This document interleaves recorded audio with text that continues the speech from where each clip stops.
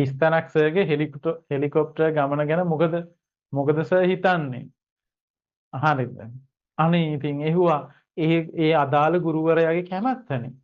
හරිද? ඒ ගුරුවරයාගේ සල්ලි නම් හරිද? ඒ ගුරුවරයා ඒක කාට හරි දෙනවා නම් එයි අපි ඒ ගැන කතා කරන්නේ. හරිද? ඒක අපට අදාළ ප්‍රශ්නයක්වත් රටේ මිනිසුන්ට අදාළ ලොකු ප්‍රශ්නයක්වත් නෙමෙයි.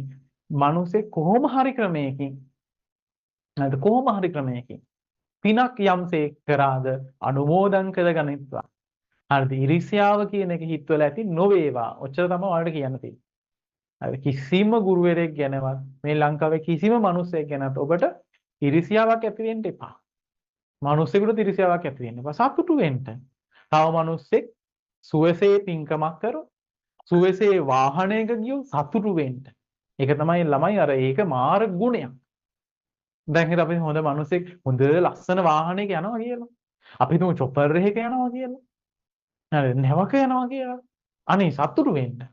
ඒක මාර ගුණයක්. ඔබ ඒ ගුණය හදා ගන්න. හරිද? අනේ සාදු සාදු. හරි කියලා සතුටු වෙන්න. කොච්චර දෙයක්ද කියලා. එතකොට ඒ ගුණේ ඒක වෙන තමන්ටමයි ඒක හේතු වෙන්නේ ළමයි. තව කෙනෙක්ගේ දෙයක් දැකලා සතුටු වෙනවා කියන්නේ ඒක තමන්ගේ දියුණුව පිණිස පවතිනවා. ඒක මාර දෙයක්. හරිද? බලන්න ඔබ දියුණු වෙනවා. බලන් ඉදි දියුණු වෙන්නේ. ඔයාට දියුණු වෙන්න තියෙන හොඳම ක්‍රමයක් අන්න ඕක.